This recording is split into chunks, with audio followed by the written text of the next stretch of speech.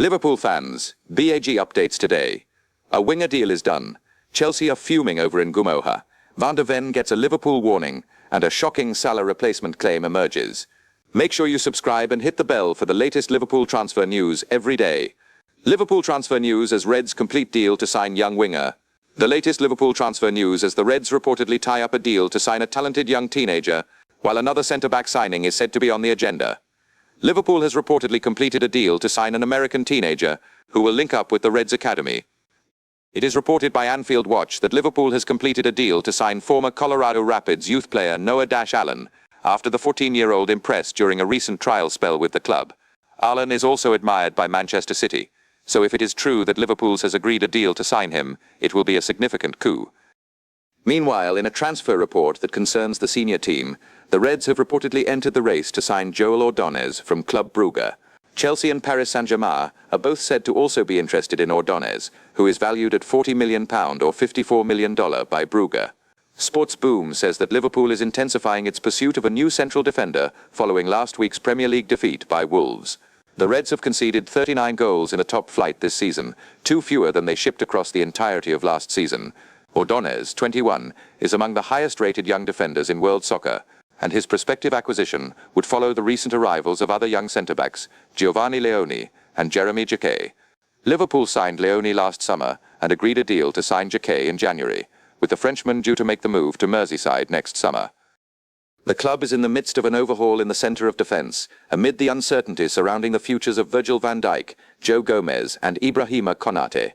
Konate is set to become a free agent this summer, when his contract expires, while Van Dijk, who turns 35 in July, is out of contract next year.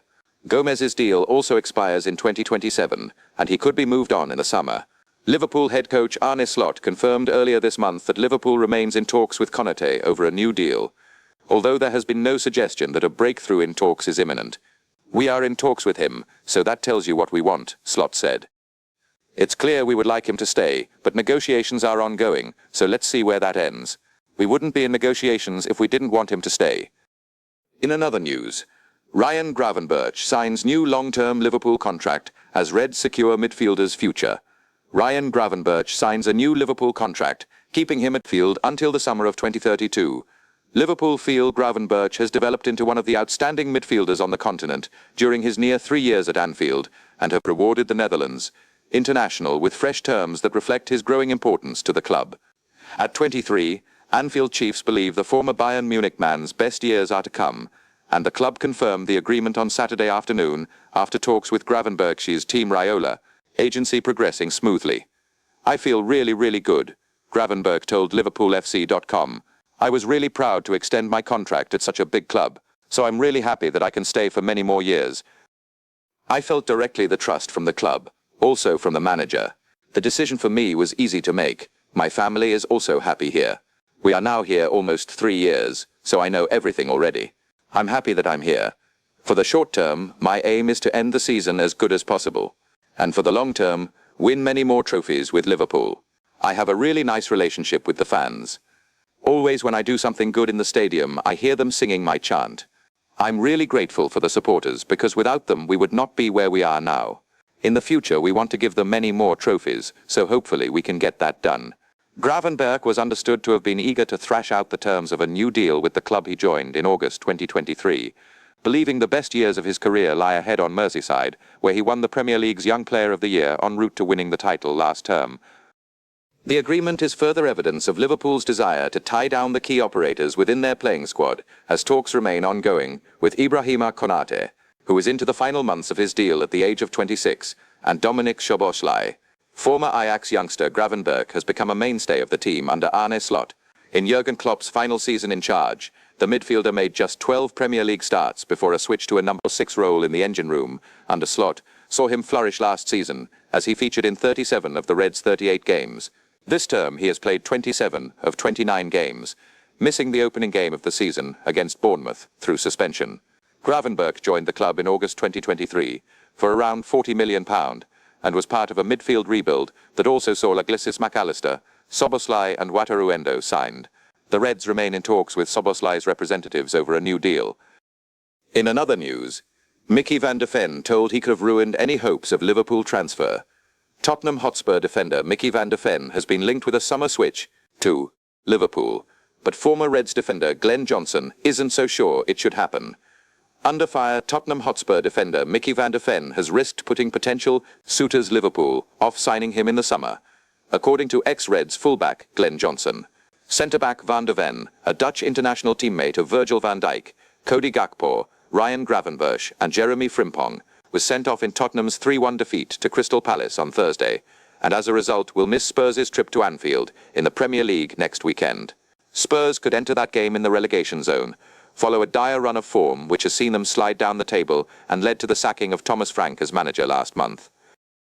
Former Brentford boss Frank has been replaced by ex-Marseille, Lazio and Juventus boss Igor Tudor on an interim basis, but the Croatian has lost all 3 of his matches in charge to heighten relegation fears in North London.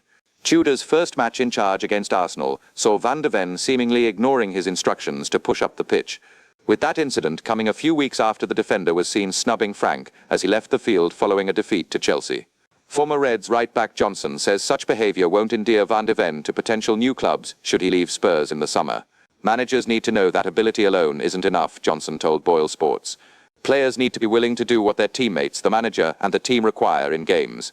It's not nice to see someone publicly disagreeing with in-house decisions like Micky van de Ven did. Disagreeing in the dressing room or on the training ground is fine, as you want the best for everyone. But to do it publicly is off-putting. It gives the impression that a player is better than the rest. And maybe he is, but that's not the point. You don't want to see that. Johnson also questioned Van de Ven's suitability for a move to the likes of Liverpool or Manchester United, pointing to Tottenham's form this season as evidence. Van de Ven at Liverpool or Manchester United. There'd probably be a lot of Tottenham players that people would want to look at, but the ones they are looking at are still the players who are in this team and in a relegation battle. So there would be a couple of gems you could get on the cheap for sure. But, as I say, if they were that good, they wouldn't be in this position. In another news, Arne Slot and Liverpool stars use same word to describe Rio Ngumoha as Chelsea fume clear. Paul Gorst with the talking points from Liverpool's 3-1 win over Wolves as Rio Ngumoha potentially gets set for a bigger share of the spotlight. Asked for an appraisal on Rio Ngumoha's performance after Liverpool beat Wolves 3-1 to secure their place in the quarter-finals of the FA Cup, there was a recurring theme from Arne Slot, Virgil van Dijk, Andy Robertson, that the head coach, the club captain, and his deputy all spoke of the 17-year-old being special, said it all. It's an adjective rarely dished out, but at Molineux on Friday night, Ngumoha showcased exactly why there is so much hype around him at Anfield. Potentially elite was the verdict from Liverpool scouts when they were on the cusp of bringing him in from Chelsea nearly 2 years ago, and the fact that the furious Londoners subsequently banned Reds talent spotters from attending their games revealed a lot as to how cutthroat the business of youth recruitment is. But it said a lot about Ngumoha's belief in his own ability, that he moved some 200 miles north at the age of 15 in 2024. Liverpool felt it was their recent history with creating pathways to senior stardom for their best academy players that swung it for the ambitious teenager and his family. Described by one seasoned watcher of youth football as one of the very best players in Europe for his age range, Ngumoha has done nothing to date to suggest the big build that accompanied his Anfield arrival was overblown hyperbole. But if Van Dijk, Robertson and Slot are all in agreement of Liverpool having a special talent in their midst where the precocious Ngumoha is concerned, the message from 3 Premier League winners is also as consistent. We all see what a special talent he is in terms of his 1v1s and the way he drives at players, says Van Dijk. He's a good boy, we look after him, and he's got to keep learning. Robertson, speaking after the victory on Friday, added, "Everyone has a different route, but he is a special player and a special kid. If he keeps making the right decisions and things like that, like he did tonight, he will have a special career." Slot, who has been facing growing calls to include Ngumoha more prominently in recent weeks, said, "It was special because if you're 17 years old and you can impact 2 Premier League sides facing each other, then that tells you how good of a player he is. But it is up to him to bring this every time. This should give him a lot of confidence to show this in an away game." It was no coincidence that all 3 were quick to highlight the importance of the youngster continuing to learn and develop, despite the obvious talent and the excitement his style of play brings. Football is littered with dozens of stories of players bursting onto the scene before quickly fading into obscurity. The percentage of those who go on to maximize their potential, in fact, is likely minuscule. Those who know Ngumoha speak of a lovely kid who has a strong family framework behind him that is helping him maintain the sort of attitude that is needed. There's an old YouTube clip of Ngumoha revealing his desire to win one day a Ballon d'Or and eventually come to be known as one of the best football players who ever played football. It was a remarkably lofty goal for an academy player to put on record without a senior minute behind them at the time.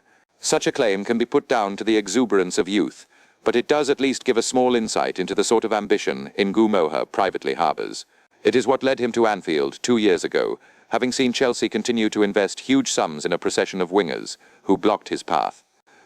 Ngumoha's decision to move to Merseyside as he prepared to turn 16 might have caused consternation at Stamford Bridge, but it was the Reds' ability to point to other players' developments that allowed them to steal a march at a time when their rivals were spending tens of millions on young wingers like Kendry Páez and Estevão Willian.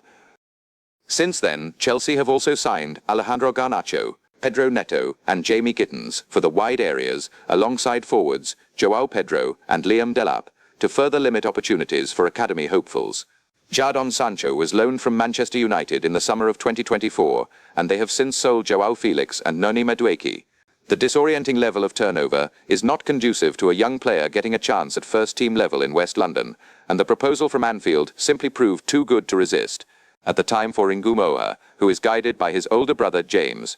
Despite spending like a sailor on leave under Todd Boehly and Blueco, however, Chelsea was still angry that Ngumoha was snaffled from under their noses, and last month's tribunal that ruled Liverpool will only pay a maximum of £6.8 million for the teenager will only add to their frustrations.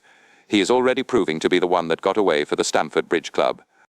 Speaking after the 1-0 win over Nottingham Forest last month, Ngumoha was decidedly less bullish about his latest aims, revealing, "I just need to keep pushing and keep gaining the manager's trust, and hopefully that leads to more minutes. Hopefully more minutes soon. Hopefully more minutes soon. I would definitely start him going forward," says former Liverpool and Chelsea winger Joe Cole. "What he gives you is powerful dribbling, that sort of asterisk, that somebody is a little bit different, a little bit of a maverick. Liverpool, particularly with Mo Salah at the moment not being as explosive as he once was, they need that in the front three. What an opportunity for him. Go and stake your claim. They could really do with a young player really emerging and forcing his way into the starting lineup. He's got so much talent, this kid." However, the true measure of this step forward will be Slot's team selection at Rams Park on Tuesday night.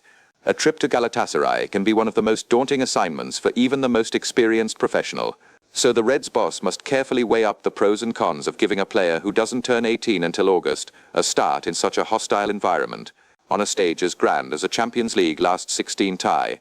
Should Ngumoha get the nod, however, it will be the biggest piece of evidence yet of how much this special player has really grown. In another news, Luis Suárez was forced into Liverpool apology that speaks volumes for Darwin Núñez. Darwin Nunez could be set for a Premier League return, but the experience of Luis Suárez will no doubt give some concern to the Uruguayan striker. Former Liverpool striker Darwin Núñez could be poised for a Premier League comeback, potentially jeopardizing his strong rapport with the club's supporters. His situation echoes that of his fellow countryman Luis Suárez, who encountered a similar predicament after departing the Reds and was later forced to apologize. Núñez left last summer for Saudi Arabian team Al Hilal in a £46 million deal. The ex-Benfica player had a varied spell at Anfield, netting 40 goals in 143 appearances and departing with a Premier League winners' medal and a League Cup to his name. He also became somewhat of a cult figure, with fans acknowledging his relentless work rate and knack for generating excitement on the pitch. Chelsea have now surfaced as a potential destination, as have Newcastle United after the Uruguayan lost his spot in the team in Riyadh. The mere thought of Núñez returning to Anfield with another club, possibly scoring and even celebrating against the Reds, brings to mind the saga of Suárez, who left Liverpool to sign for Barcelona in 2014. The enigmatic striker scored and visibly delighted in doing so in Barcelona's 3-0 first-leg victory at the Nou Camp in the 2019 Champions League semi-final. The Uruguayan said sorry for celebrating ahead of the second leg, conscious he had damaged the bond he shared with fans. "I think people know the work I did here, Liverpool," Suárez said. "I think there will be more applause than whistles. There may be quite a few who are not happy, but I think there will be more who are happy and grateful." He continued, celebrating the goal last week. "People who know about football, who love this sport, know about the importance of this. I have all the respect in the world for the Liverpool fans. Because I scored and celebrated with my fans, I say sorry. Obviously it is clear that if I score a goal against Liverpool, I won't celebrate it in the same way." In the second leg at Anfield, a match Liverpool famously won 4-0 to secure their place in the European Cup final. Suarez was met with boos throughout, indicating fans hadn't forgotten his indiscretion from the previous week. Nunez will undoubtedly hope to maintain his strong relationship with the Reds. The Cop loyalists stood by their striker when he was mocked by the press and opposing supporters for squandering numerous opportunities during his stint on Merseyside. Upon departing the Reds, Nunez expressed heartfelt gratitude towards the fans. "Thank you, Liverpool," he shared on social media. "3 years on, it's time to say goodbye. I'll carry countless memories that will stay with me forever. I leave with a full heart, thanks to the affection of a crowd that never let me down and always supported me through the highs and through the lows. Liverpool will always be part of who I am. I'll miss you more than words can express." The striker has registered 9 goals and 5 assists from 24 outings in all competitions this campaign. Yet, following Karim Benzema's arrival at Al Hilal in February, Nunez's prospects at the club have become uncertain. Due to stringent foreign player restrictions and Benzema's registration, Nunez is currently ineligible to feature in the Pro League or the Cup for his present club, making a Premier League return appear increasingly probable. Regarding Suarez, speaking in 2020, with relations between him and Liverpool supporters somewhat strained, the former Ajax striker attempted to make peace for his conduct a year prior. He said, "I know some Liverpool supporters were angry with me because I celebrated a goal against Liverpool here in Camp Nou, and for that I am so sad. I accept that, and I say that hopefully they understand my situation. We were playing at home and in the Champions League semi-final. I lived one of the best moments of my life there, and I think the supporters didn't forget how my attitude was in the Liverpool shirt. Now hopefully they are so happy with the Premier League trophy this year. Wherever Nunez plies his trade next, it's guaranteed the player who spent 3 campaigns on Merseyside will want to avoid a comparable act of contrition to that of his fellow countrymen." In another news, I think Liverpool already have obvious Mohamed Salah replacement. If the legendary Liverpool forward moves on this summer, the Reds will likely look for a solution in the transfer market. But one former Red feels like the answer could be found closer to home. Former Liverpool defender Glenn Johnson believes Jeremy Frimpong could act as a replacement for Mohamed Salah.